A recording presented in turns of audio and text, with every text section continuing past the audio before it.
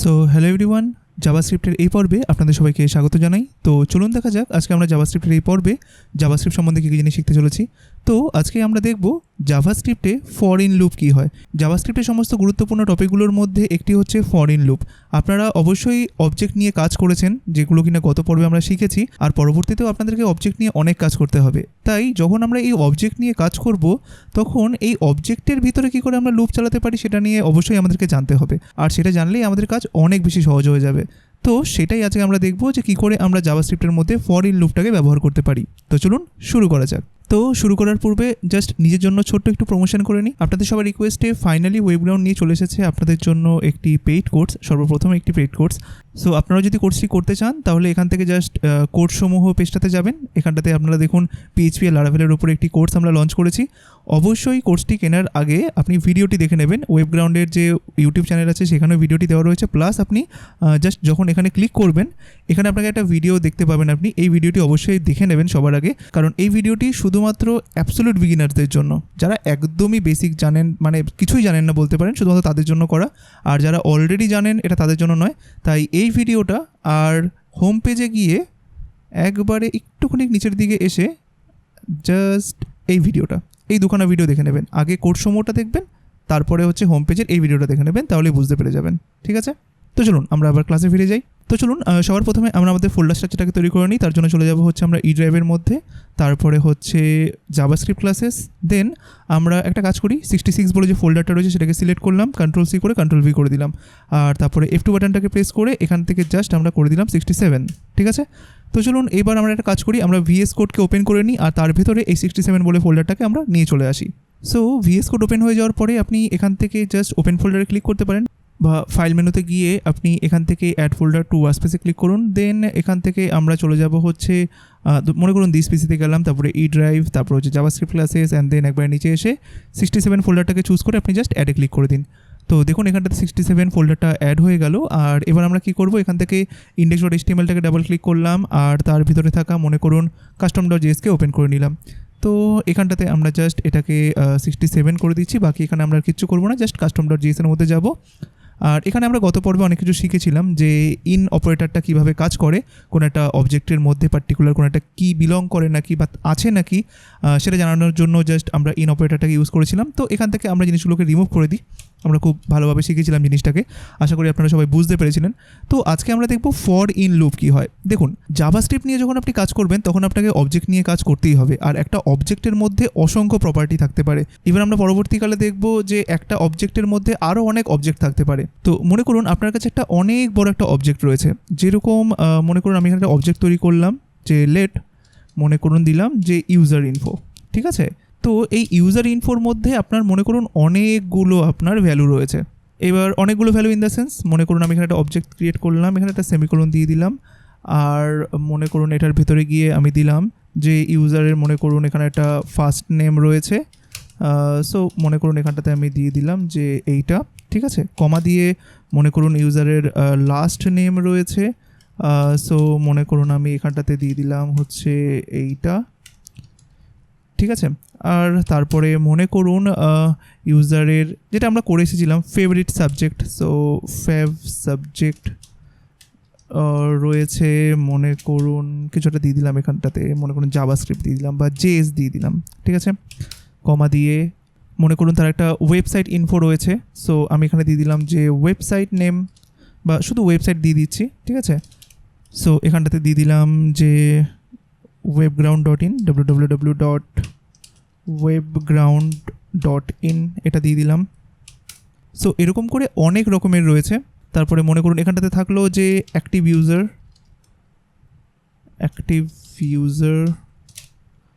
বা user activated, মানে এখানটাতে ধরুন আমি একটা বুলিয়ান ভ্যালু স্টোর করতে চাইছি, মানে 0 or 1। সো মনে করুন আমি এখানটাতে ট্রু দিয়ে দিচ্ছি। ঠিক আছে, সো এরকম করে বিভিন্ন টাইপের ভ্যালু এখানটাতে থাকতে পারে। আর মনে করুন এখানটাতে এরকম দিয়ে দিলাম, মনে করুন এখানটাতে একটা ফ্লোটিং পয়েন্ট একটা নাম্বার নিয়ে নিলাম, মনে করুন যে টোটাল প্রাইস মনে করুন এখানটাতে কিছু দিলাম যে 30.5 67 এরকম কিছুটা দিয়ে দিলাম। তো এটা একটা ফ্লোট ভ্যালু হয়ে গেল। তো সেরকমভাবে যথাক্রমে আপনি যতগুলো শিখেছেন ডেটা টাইপ, তো সেখানটাতে আপনি দিতে পারেন। তো আমরা অবজেক্টটা ইউজই করি তার জন্য যে আমরা জানি যে এটার মধ্যে আমি মাল্টিপল টাইপের ডেটা আমি এভাবে রাখতেই পারি, তাই না? তো এই তো হয়ে গেল অবজেক্ট। আর আমরা জেনেছি যে কী করে একটা অবজেক্টের ভ্যালুগুলোকে অ্যাক্সেস করতে হয়। অবজেক্টের নাম দিয়ে তারপরে স্কোয়ার ব্র্যাকেটের মধ্যে তার প্রপার্টি নামগুলোকে দিয়ে আমরা অ্যাক্সেস করতে পারি, তাই না? তো ওটা তো তখন আমরা ইন্ডিভিজুয়ালি করতাম, তাই না? অর্থাৎ মনে করুন আপনাকে বলা হলো যে আমি এখন ইউজারের ফেভারিট সাবজেক্ট দেখতে চাই। তো তখন আপনি কী করলেন যে console.log-এর মধ্যে ইউজার লিখলেন আর তার থার্ড ব্র্যাকেটের মধ্যে আপনি ফেভারিট সাবজেক্টকে দিয়ে দিলেন। তো এরকম করে আপনাকে যদি বলে যে না আমার এই অবজেক্টের মধ্যে যতগুলো ভ্যালু রয়েছে আমি সবগুলো ভ্যালু দেখতে চাই, তো তখন আপনি কি করবেন? হ্যাঁ, আপনি অবশ্যই তখন এরকমভাবে করবেন যে আচ্ছা তাহলে console.log করলাম আমি, console.log, আর মনে করুন আমি চাইছি যে আমি এভাবে দেব যে ইউজার ইনফো, তার মধ্যে থাকা মনে করুন এই ফার্স্ট নেমকে আমি দিয়ে দিলাম, ঠিক আছে? সিঙ্গেল কোটেশন বা ডাবল কোটেশন যেটাই আপনি দিন না কেন। তো আমরা জানি যে আমরা ফার্স্ট নেমকে এরকমভাবে দিতে পারবো না, এরকমভাবে একটা মানে বোঝায়, আর ডাবল কোটেশন মানে আরেকটা মানে বোঝায়, তাই না? এগুলো সব আমরা আগের পর্বগুলোতে খুব ভালোভাবে বিস্তারিতভাবে জেনেছি। তো দেখুন আমি এখন console.log করলাম, এটাকে সেভ করলাম। তো চলুন একবার জাস্ট ফাইলটাকে একবার রান করি। তো আমরা এখানে চলে যাব, এটাকে ডাবল ক্লিক করব আর এই জাস্ট index.html-টাকে একবার ডাবল ক্লিক করুন। তো দেখুন এটা ওপেন হয়ে গেল, আমরা কিছু দেখতে পাচ্ছি না, জাস্ট F12 বাটনটাকে প্রেস করুন। দেখুন আমরা এখানে দেখতে পাচ্ছি, তাই না? এই যে দেখুন রাজদীপ লেখাটা চলে আসলো, মানে আমাদের যে প্রোগ্রামটা রয়েছে, যে জাভাস্ক্রিপ্টের প্রোগ্রামটা রয়েছে সেটা কিন্তু ঠিকঠাকভাবে কাজ করছে। বেশ, সো এরকমভাবে এবার আপনাকে বলা হলো আচ্ছা ফার্স্ট নেম তো প্রিন্ট করেছো, এবার লাস্ট নেম করো দেখি। তো আমরা কি করব, এই পুরোটাকে সিলেক্ট করব, তারপরে এন্টার প্রেস করব, তারপরে এখানে কন্ট্রোল-V মারলাম, তাই না? মানে পুরোটাকে আপনি সিলেক্ট করবেন, তারপরে কন্ট্রোল-C করে কপি করবেন, নিচে আসবেন, কন্ট্রোল-V করে দেবেন, তারপরে এই লাস্ট নেমের জায়গায় এই লাস্ট নেম দিয়ে দেবেন, তাই তো? সেভ করলাম, এখানে গেলাম, রিলোডে প্রেস করলাম, এই তো চলে আসলো। বাহ, খুবই ভালো কথা। তো এইটা তো পসিবল শুধুমাত্র এই একটা দুটো তিনটের জন্য, বাট মনে করুন আপনি এমন একটা অবজেক্ট, কারণ আজকে আপনি এই অবজেক্টটা নিজে হাতে লিখেছেন, সবসময় কিন্তু এমনটা আসবে না যে আপনি সবসময় অবজেক্টটা ক্রিয়েট করছেন।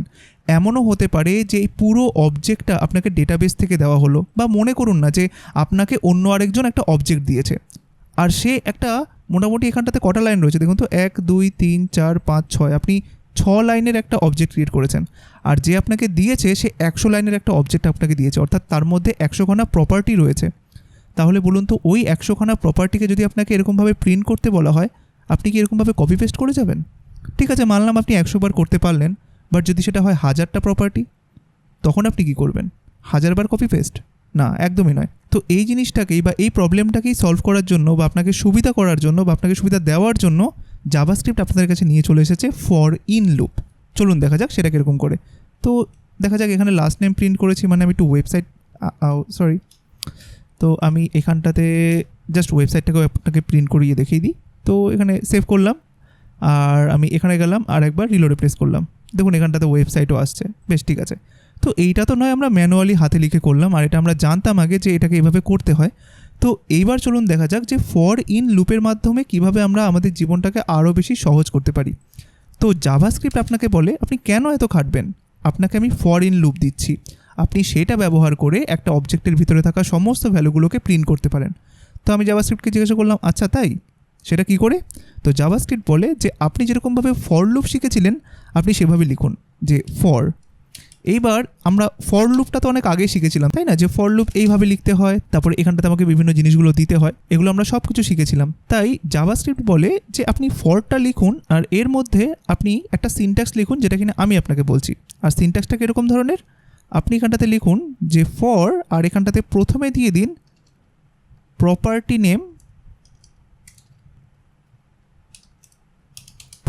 নেম, আর এখানটাতে ইন দিয়ে দিন, আর স্পেস দিয়ে আপনি এখানটাতে সেই অবজেক্টটার নাম লিখুন যেটার মাধ্যমে আপনি লুপটা ঘোরাতে চাইছেন বা যেটার জন্য আপনি লুপটা ঘোরাতে চাইছেন। তো মনে করুন আমাদের অবজেক্টটার নাম কি বলুন তো, ইউজার ইনফো, তাই না? তো আমি এখানটাতে ইউজার ইনফো দিয়ে দিলাম। আর এই যে প্রপার্টি নেম, এটা হচ্ছে একটা ভেরিয়েবল, তাই এইখানটাতে আপনি যে কোনো ভেরিয়েবলের নাম দিতে পারেন। প্রপার্টি নেম লিখতে পারেন, কি লিখতে পারেন, অনেকে আবার প্রপ নেম লেখেন, সরি এটা প্রপ হবে। তো আপনার এখানটাতে যা খুশি আপনি এখানে ABCDও লিখতে পারেন, বাট আমি রেকমেন্ড করবো যে কখনো কোনো একটা ভেরিয়েবল লাইনের নাম ওভাবে ABCD দেবেন না, একটা মিনিংফুল নাম দেবেন। এটা হচ্ছে আমাদের অবজেক্ট, আর এই অবজেক্টটার থেকে প্রতিটা কি অর্থাৎ এইগুলো আমাকে দেবে, ঠিক আছে। তাই আমি নামটা লিখলাম প্রপ নেম বা কি নেম এরকম করে দিয়ে দিতে পারেন, বা হচ্ছে প্রপার্টি নেম, ভালোভাবে বোঝার জন্য। একটা হচ্ছে আমাদের প্রপার্টি নেম থাকে আর একটা প্রপার্টি ভ্যালু থাকে, তাই না। আমি এটা দিলাম। তো এই লুপটা কি করে দেখুন তো, আগের ফর লুপের সাথে কিন্তু এটার কোনো মেলানোর চেষ্টা করবেন না, কারণ আগের ফর লুপটা এখানটাতে আমরা কি লিখতাম যে let count equal to 1 semicolon, count less than equal to 10, তারপরে কাউন্ট প্লাস প্লাস অনেক কিছু করতাম, তাই না। কিন্তু এখানে দেখুন কত সহজ একটা জিনিস করে দিল। এইখানে জাভাস্ক্রিপ্ট কী বলছে, তুমি আমাকে অবজেক্টের নামটা দাও। আমরা অবজেক্টের নাম হিসেবে কাকে দিলাম, ইউজার ইনফোকে। এবার জাভাস্ক্রিপ্ট কী করবে, এই অবজেক্টের ভেতরে থাকা যতগুলো কি রয়েছে ও তার জন্য লুপ চালাবে। অর্থাৎ ও প্রথমে কি করবে, পুরো অবজেক্টটাকে নিল, এবারও কি করবে, ও এই ইউজার ইনফো বলে যে ভেরিয়েবলটা এটার মধ্যে কি রয়েছে, একটা গোটা একটা অবজেক্ট রয়েছে, ও এটার উপর লুপ চালাবে। লুপটা কিভাবে চালাবে, ও প্রতিবার এই ইউজার ইনফোর মধ্যে থেকে এক একটা প্রপার্টি নেমকে নিয়ে এই প্রপার্টি নেম বলে ভেরিয়েবলটার মধ্যে অ্যাসাইন করবে, ঠিক আছে। মানে ধরুন লুপটা প্রথমবার ঘুরলো, তাহলে বলুন তো প্রথমবার যখন লুপটা ঘুরবে তখন ওর কাছে প্রথম প্রপার্টি নেম কোনটা, ফার্স্ট নেম। ও ফার্স্ট নেমটা কাকে দিয়ে দেবে, প্রপার্টি নেমকে, ঠিক আছে। হয়ে গেল, এখানে আমি আপাতত কিছু লিখলাম না, ঠিক আছে। মনে করুন তারপরের বার ঘুরলো, তার পরের বারের জন্য বলুন তো কাকে দেবে, ঠিক এই লাস্ট নেমটাকে দেবে। তখন এই লাস্ট নেমটা কার কাছে চলে যাবে, এই প্রপার্টি নেমের কাছে চলে যাবে। তো এরকম করে লুপটা ঘুরতেই থাকে। মনে করুন আমি এখানটাতে কনসোল ডট লক করলাম, আর লকটা করলাম প্রপার্টি নেমের উপরে, ঠিক আছে। আমি এটা পরবর্তীকালে চেঞ্জ করে দেখাবো যে আপনি এখানে অন্যান্য ভেরিয়েবল নামও দিতে পারেন। একটা সেমিকোলন দিলাম।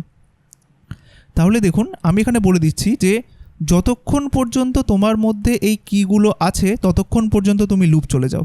তো জাভাস্ক্রিপ্ট কী করবে, এই ইউজার ইনফো বলে ভেরিয়েবলটার মধ্যে বা অবজেক্টটার মধ্যে যতক্ষণ পর্যন্ত ও কিগুলোকে পাবে ততক্ষণ পর্যন্ত ও একটা একটা করে কি এখান থেকে নেবে আর এটার মধ্যে অ্যাসাইন করবে, এখান থেকে নেবে আর এটার মধ্যে অ্যাসাইন করবে। তাহলে যেভাবে আমরা বলছিলাম যে যখন লুপটা প্রথমবার ঘুরবে তখন কি করবে, ইউজার ইনফো থেকে ওর প্রথম প্রপার্টি নেমটা বা কিটাকে নেবে। তাহলে ইউজার ইনফোর প্রথম প্রপার্টি নেম বা কিটা কোনটা বলুন তো, এই যে ফার্স্ট নেম। তাহলে ও ফার্স্ট নেমটাকে নেবে আর কার মধ্যে অ্যাসাইন করবে, এই যে এই প্রপার্টি নেমের মধ্যে অ্যাসাইন করলো। করার পরে তারপরে কি করবে, এখানে দেখুন ভিতরে ঢুকবে, এই লুপটার ভিতরে ঢুকলো, ঢোকার পরে কনসোল ডট লগের মধ্যে প্রপার্টি নেমটাকে জাস্ট দেখিয়ে দিলাম আমরা। বেশ, দেখুন তারপরে এখানে তো শেষ হয়ে গেল, আর তো নিচে কোনো কোড নেই। ও আবার কি করবে, আবার ইউজার ইনফোর মধ্যে যাবে, যাওয়ার পরে এটা তো হয়ে গেল। এবারও কি করবে, এই পরের কিটাকে নেবে, নেওয়ার পরে কাকে দেবে, এই যে এটাকে দেবে, ঠিক আছে। এরকম করে করে চলতেই থাকবে, মানে যতক্ষণ পর্যন্ত ওর মধ্যে এই কি নেমগুলো রয়েছে ততক্ষণ পর্যন্ত ও লুপটাকে চালাতেই থাকবে চালাতেই থাকবে। তাই এরকম করে দেখুন আমরা প্রত্যেকটা প্রপার্টির নামগুলোকে আমরা এখানে পেয়ে যাব, বা কি নেমগুলোকে এখানে পেয়ে যাব। আমরা এটাকে জাস্ট করে দিলাম, রিমুভ করে দিলাম, একবার রিলোড করলাম। দেখুন এখানটাতে একটা এরর দিয়েছে, দেখা যাক কি error, আনকট reference error, property name is not defined. চলুন দেখা যাক আমরা এখানে কি ভুল করলাম। তো দেখুন এখানটাতে আমাদেরকে বলে দিয়েছে কাস্টম ডট জেএসের 16 নম্বর লাইনে আমরা ভুল করেছি। তো দেখা যাক 16 নম্বর লাইনে আমরা ভুল করেছি। ও আচ্ছা সরি, এখানটাতে আমরা যে ভুলটা করেছি, দেখুন আমরা যখন ফর লুপ যখন শিখেছিলাম তখন এখানটাতে লেট কাউন্ট ইকুয়াল টু করেছিলাম, তো আমাদেরকে একটা লেট দিতে হতো, অর্থাৎ আমাকে ভেরিয়েবলটাকে ডিক্লেয়ার করতে হতো। আমি এখানটাতে ডিক্লেয়ারই করিনি ভেরিয়েবলটাকে, তাই এখানে আপনাকে অবশ্যই একটু লেট দিতে হবে, সরি মাই মিস্টেক। সো এখানটাতে আপনি দেবেন লেট প্রপার্টি নেম, অর্থাৎ ভেরিয়েবলটাকে আপনাকে ডিক্লেয়ার করতে হবে এরকম করে, যেরকম করে আমরা ফর লুপেও করতাম। আমরা ফর লুপে করতাম না এরকম করে, ফর মনে করুন এরকমভাবে করতাম যে লেট কাউন্ট ইকুয়াল টু 1, তারপরে কি করতাম যে count less than or equal to 10, আর তারপরে করতাম কি যে কাউন্ট প্লাস প্লাস, এরকম করে করতাম না। তো আমাকে এইখানটাতেও এই লেট প্রপার্টি নেমটা দিতে হবে এই লেট কাউন্টের মতো। সো সেটাই আমরা দিইনি, তো মেবি এটাই ইস্যু ছিল হয়তো। তো চলুন আমরা আরেকবার রিফ্রেশ করে দেখব। তো আমরা একবার এখানে সেভ করলাম, এখানে যাব আর একবার রিফ্রেশ করলাম। হ্যাঁ দেখুন এখানটাতে চলে এসছে। তো আমরা একটা কাজ করি, এই আগেরগুলোকে একটুখানি কমেন্ট করে দিই। তো পুরোটাকে এভাবে সিলেক্ট করবেন আর জাস্ট কন্ট্রোল প্রেস করে ফরওয়ার্ড স্ল্যাশ ক্লিক করবেন। দেখুন এখানটাতে জাস্ট সব কমেন্ট হয়ে গেল একসাথে। সো দেখুন আমরা এবার আরেকবার এখানে যাই আর একবার রিলোডে প্রেস করি। দেখুন সমস্ত প্রপার্টি নামগুলো আমার চলে আসলো, first name, last name, favourite subject, website, active user, total price. এগুলো কি, এগুলো সব হচ্ছে আমার এই অবজেক্টের প্রপার্টি নামগুলো, এই যে first name, last name, fave subject, ঠিক আছে। তাই এই যে লুপটা ও ততক্ষণ পর্যন্ত ঘুরতে থাকবে যতক্ষণ পর্যন্ত এই ইউজার ইনফো বলে ভেরিয়েবলটার মধ্যে বা অবজেক্টের মধ্যে যতগুলো কি রয়েছে ততগুলোর জন্য লুপটা ঘুরবে। আর প্রতিবার যখন লুপটা ঘুরবে তখন এই একটা একটা করে কিয়ের নামগুলো ও এই প্রপার্টি নেম বলে ভেরিয়েবলটাকে দেবে। আর ওই প্রপার্টি নেম নামক ভেরিয়েবলটাকে দেখুন আমরা ভিতরে এরকমভাবে ইউজ করেছি। এখন শুধুমাত্র কি করছি, জাস্ট ওটাকে প্রিন্ট করাচ্ছি, তাই না? তো এইবার দেখুন আমাদের কাছে প্রপার্টি নেম চলে আসলো। এবার আমরা প্রপার্টির ভ্যালুটাকে পাবো কি করে? তো আমরা জানি এই প্রপার্টি নেম বলে যে ভেরিয়েবলটা রয়েছে এটার মধ্যে এই কিয়ের নামটা রয়েছে, তাই না? তাই আমরা যদি এখানটাতে এরকমভাবে লিখি যে console.log, যেটা কিনা আমরা এর আগেও দেখেছি যে এরকম করে আমরা অ্যাক্সেস করতাম না, এই যে দেখুন আমরা তো এরকম করে অ্যাক্সেস করতাম। এইবার এই যে ফার্স্ট নেম বলে যে ভ্যালুটা এটা এখন কার মধ্যে রয়েছে বলুন তো? এই প্রপার্টি নেমের মধ্যে রয়েছে, তাই না? কারণ যতবার এই ইউজার ইনফো বা এই ফর ইন লুপটা ঘুরবে এই ইউজার ইনফো অবজেক্টের থেকে একটা একটা করে কিয়ের নামগুলো কার মধ্যে স্টোর হবে? এই প্রপার্টি নেমের মধ্যে। তাই আমি যদি ওই প্রপার্টি নেম বলে ভেরিয়েবলটাকেই আমি যদি এই ইউজার ইনফোর মধ্যে দিয়ে দিই তাহলেই তো আমার সমস্ত ভ্যালুগুলো চলে আসবে, তাই না? দেখুন তো একবার, যতবার লুপটা ঘুরবে অর্থাৎ প্রথমবার লুপটা ঘুরলো কী করলো, ফার্স্ট নেমটাকে নিয়ে কার মধ্যে স্টোর করলো? প্রপার্টি নেমের মধ্যে স্টোর করলো। প্রপার্টি নেমের ভ্যালুটা এখানটাতে দেখালো আর আমি এখানে কি করলাম, এই ইউজার ইনফো বলে যে অবজেক্টটা রয়েছে তার ভিতরে আমি এই প্রপার্টি নেমটাকে ঢুকিয়ে দিলাম। তো এখন এই ইউজার ইনফোর ভিতরে প্রপার্টি নেম বলে ভেরিয়েবলটাকে অ্যাসাইন করা মানে কীরকম দেখাবে বলুন তো? ঠিক এরকম জিনিসটা হয়ে যাবে। এই যে ইউজার ইনফো, এই যে ইউজার ইনফো আর এই প্রপার্টি নেমের মধ্যে কী রয়েছে? ফার্স্ট নেমটা রয়েছে, যেহেতু এটা প্রথমবার লুপটা ঘুরেছে, তাই না? আর দেখুন ফার্স্ট নেমটাই এখানটাতে বসে গিয়ে ওর ভ্যালুটা আমাকে দেখিয়ে দেবে যেটা কিনা এখানটাতে দেখাচ্ছিল, তাই না? তো দেখুন আমাকে কিন্তু এখানে আর কোনো কিছু লিখতেই হলো না। চলুন দেখা যাক, আমরা জাস্ট এটাকে সেভ করি আর ফর দ্য মোমেন্ট আমরা এটাকেও কমেন্ট করে দিই। এটাকে আমাদের এই মুহূর্তে দরকার নেই, আমরা জাস্ট ভ্যালুটা কীভাবে প্রিন্ট করতে হয় সেটা দেখব, কারণ এটা তো জাস্ট কিয়ের নামটা থাকে এখানে। সেভ করলাম, আমরা এখানে যাব, একবার রিলোডে প্রেস করব। দেখুন এখন সমস্ত ভ্যালুগুলো চলে আসলো, রাজদীপ মজুমদার JS, তারপরে webground.in, ট্রু, তারপরে 30.67, সমস্ত ভ্যালুগুলোকে আমরা পেয়ে গেলাম। দেখেছেন, মানে আমরা যেরকম কিগুলোকে পাচ্ছিলাম তার করসপন্ডিং ভ্যালুগুলোকেও পেয়ে গেলাম, তাই না? কতটা ইজি। তো এইভাবেই ফর ইন লুপটা কাজ করে। তো মনে করুন আমরা যদি একটুখানি কাস্টমাইজভাবে যদি জিনিসটাকে দেখাতে চাই, মনে করুন console.log, আর এখানে মনে করুন আমি লিখলাম যে, মনে করুন আমরা এভাবে বিস্তারিত বলে দিতে চাইছি যে property name is this and value is this. So আমি এখানে লিখব যে প্রপার্টি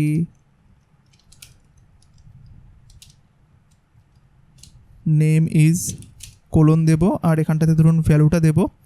সো আমরা জাভাস্ক্রিপ্টের মধ্যে স্ট্রিং ইন্টারপোলেশন শিখেছিলাম যে এরকমভাবে আমরা $সাইন দিয়ে কার্লি ব্রেসেসের মধ্যে আমরা ভেরিয়েবলের নামগুলোকে দিতে পারি। সো দেখুন আমরা এখানে দিলাম যে প্রপার্টি নেম, তাহলে the property name is property name and the value is বা the property value is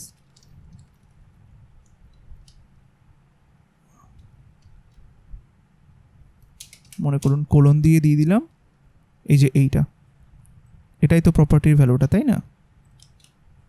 sorry, এখানটাতে আমরা $সাইন দিয়ে কার্লি ব্রেসেসের মধ্যে এটা দিয়ে দেবো, ঠিক আছে?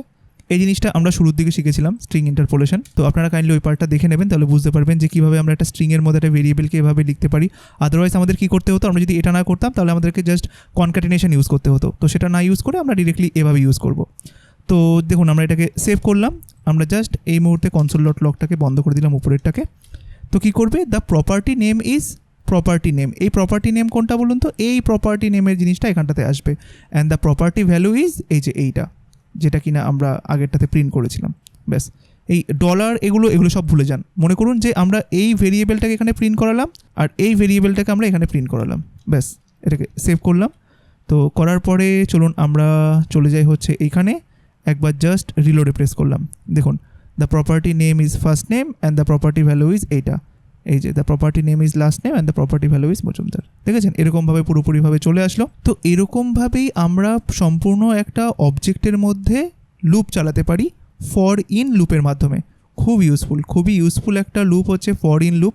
আপনি যখনই অবজেক্ট নিয়ে কাজ করবেন, পরবর্তীকালে আপনারা দেখবেন যে একটা অ্যারের মধ্যে, যখন আমরা অ্যারে শিখবো তো তখন দেখবেন যে অ্যারের মধ্যে এরকম অবজেক্টকে স্টোর করা যায়। সো অ্যারের মধ্যে থেকে যখন আপনি ওই অবজেক্টের উপরে আবার লুপ চালাবেন, তো তখন দেখবেন যে ফর ইন লুপটা আপনাকে খুব বেশি ইউজ করতে হচ্ছে। তো ফর ইন লুপটা খুবই ইজি। তো আশা করি আপনারা বুঝতে পেরেছেন, কারণ দেখুন আপনি এখন এই অবজেক্টটা ক্রিয়েট করলেন, যখন আপনার কাছে ভ্যালু ডেটাবেস থেকে আসবে, বা মনে করুন কোনো একটা এক্সটার্নাল এপিআই থেকে আপনার ডেটা আসছে, বা এপিআই সম্বন্ধে আমরা পরবর্তীকালে জানবো।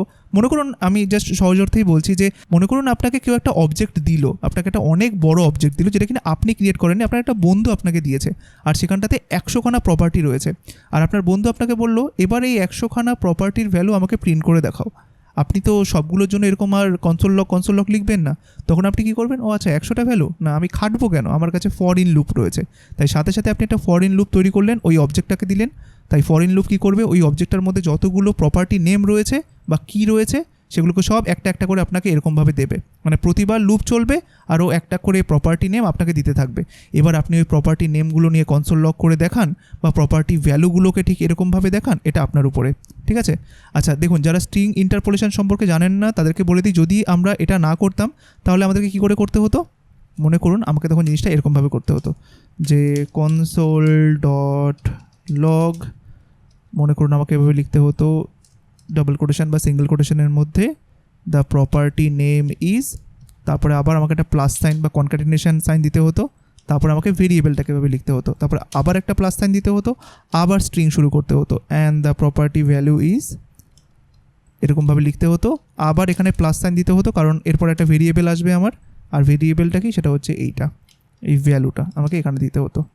ব্যাস এরকমভাবে পুরোটা করতে হতো। তাই ওটা ওরকমভাবে প্লাস প্লাস না দিয়ে আমরা একবার এরকম করে দিলাম। ঠিক আছে। আর যেটা বলছিলাম, এখানটাতে আপনি যে কোনো নাম দিতে পারেন। এখানে এখন কি রয়েছে, প্রপার্টি নেম রয়েছে, তাই না। আপনি এখানটাতে দিয়ে দিতে পারেন যে কি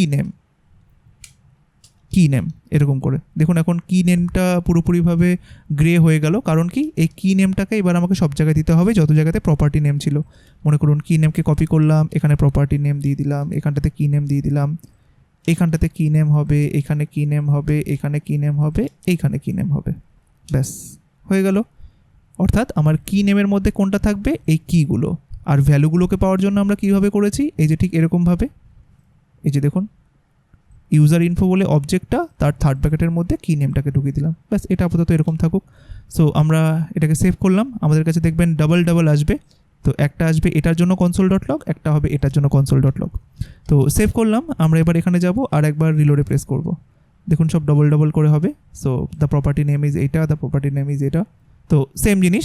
তো সবসময় ট্রাই করবেন স্ট্রিং ইন্টারপোলেশনটাকে ইউজ করার। তো এটা খুবই হ্যান্ডি, যখন আপনারা প্রজেক্টে কাজ করবেন বিভিন্ন রকমের, তখন দেখবেন সবাই এই জিনিসটাকে সবথেকে বেশি প্রেফার করেন। বাদবাকি আপনি চাইলে কনক্যাটিনেশনও করতে পারেন, কোনো সমস্যা নেই।